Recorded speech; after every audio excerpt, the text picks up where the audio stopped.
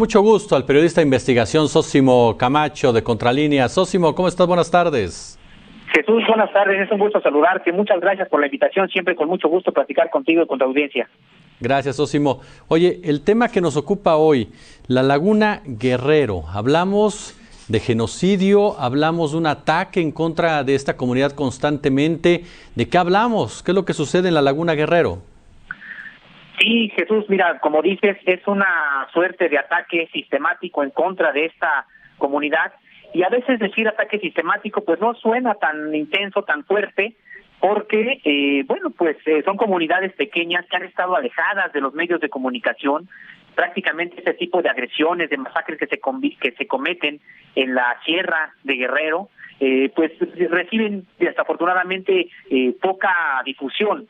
Entonces, pues de eso se han aprovechado los perpetradores, generalmente talamoltes y narcotraficantes, pues para perseguir a esta comunidad. Y sí, se trata, como bien comentas, de un exterminio, porque son comunidades pequeñas, y siendo comunidades pequeñas, ellos ya cuentan 3 desapariciones forzadas, 26 ejecuciones extrajudiciales y 126 personas desplazadas, es decir, 32 familias, prácticamente la totalidad de la comunidad. Entonces es una situación muy difícil, porque esas personas desplazadas, esas familias desplazadas, ahora se encuentran viviendo en una precariedad en todos los sentidos, económica, social, con familias rotas, con muchísimos integrantes de esas familias que han sido muertos, y bueno, no tienen la perspectiva para cuándo regresar a su comunidad, porque siguen las amenazas, siguen las ejecuciones, sigue la persecución. Y bueno, no tienen tampoco las condiciones para vivir dignamente en donde se encuentran ahora reubicadas.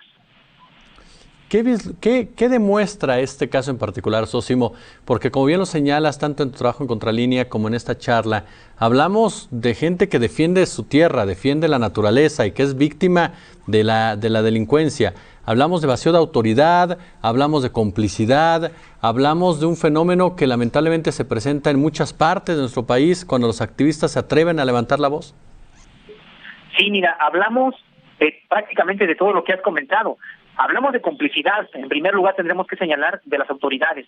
Cuando llegó el sexenio de Felipe Calderón y esta supuesta declaración de guerra al narcotráfico, lo único que hizo fue generar una violencia sobre todas estas comunidades, y prácticamente quienes adquirieron cada vez mayor poder fueron estos grupos de la delincuencia organizada. El gran problema en la Sierra de Guerrero, y particularmente en esta comunidad de La Laguna y en todo el municipio de Coyuca de Catalán, es de que, pues tienen unas tierras, tienen un territorio, estas comunidades, rico en minerales y sobre todo en maderas preciosas. Lo que han buscado esta delincuencia organizada ha sido trasegar las maderas preciosas y también generar una ruta del narcotráfico.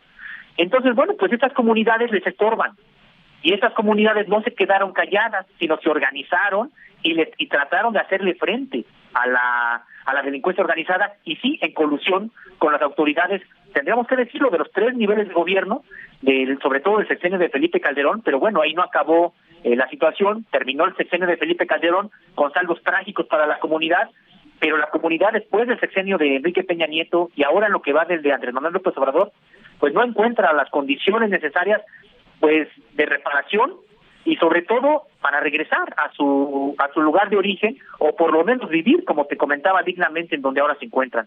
Entonces sí, la comunidad se organizó y se enfrentó al narcotráfico, y el narcotráfico no se lo perdonó, y por lo tanto ahora encontramos a estas familias pues prácticamente en la miseria. Oye, una parte de tu excelso trabajo, Sósimo, donde este funcionario, secretario de gobierno, tú corrígeme, pues les dice: no podemos hacer nada, lo único que vamos a hacer es darles el camión para que salgan del lugar. O sea, sigo más indignante, ¿no? Así es, el entonces secretario de gobierno del estado de Guerrero, y les dio camiones, y déjame comentarte algo más. Cuando atacan de nueva cuenta a la comunidad, y la comunidad suplica prácticamente el apoyo, ya no para que los protejan, para que los dejen salir, acuerdan con el gobierno que van a salir un 28 de noviembre. Y ese día que es la salida, quienes llegan son otra vez estos grupos de la delincuencia organizada, y asesinan a la lideresa Juventina Villa Mojica, esposa de Rubén Santana, y el día que precisamente se iban a retirar de su comunidad. Y no obstante, después ya las familias reubicadas en otras comunidades, incluso de otras regiones de Guerrero, ya no de ahí de la sierra, sino ya de Costa Chica, por ejemplo, estos grupos de la delincuencia organizada incluso fueron a estas otras comunidades donde ahora les dieron acogida a a los desplazados, y llegaron ahí a también tratar de asesinar a las personas que estaban ahí refugiadas. Es decir, actúan con tal nivel de impunidad que pueden hacer eso. Y es indignante porque uno lo dice fácil, uno lo dice rápido, pero el terror que han vivido estas familias es difícil de describir. Mira, quiero compartirte a ti y al auditorio. Yo estuve en la región hace algunos años, precisamente reporteando esta situación, y prácticamente lo que vivían estas familias era terrorismo, porque no sabían en qué momento de la noche podían llegar esos grupos armados que usan armas de uso exclusivo de las Fuerzas Armadas, pues asesinarlos. Se salían totalmente vulnerables, no había protección de ninguna índole.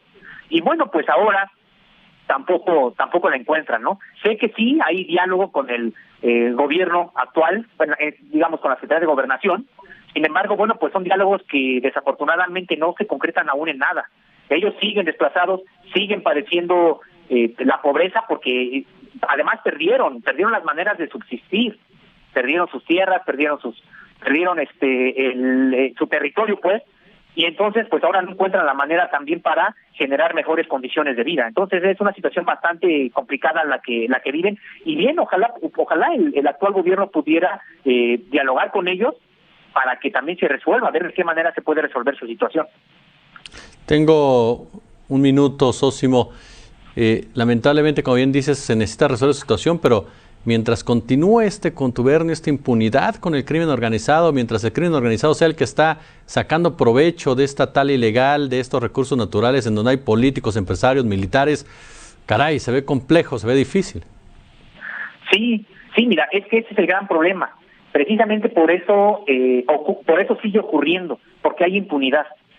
Realmente lo que estas familias están pidiendo es precisamente por eso una reparación integral en lo posible, porque una reparación no nada más implica que mejoren sus condiciones de vida, sino que también haya justicia. Mi querido Zósimo Camacho, gran periodista de investigación de Contralínea. Zósimo, te mando un fuerte abrazo y estamos en contacto como siempre. Muchas gracias, Jesús. Es un gusto siempre platicar contigo, con tu audiencia, cuando lo consideres, por acá estamos. Muchas gracias. Gracias. Hacemos una pausa, no se vaya, regresamos por supuesto con más. Pulgar arriba en YouTube.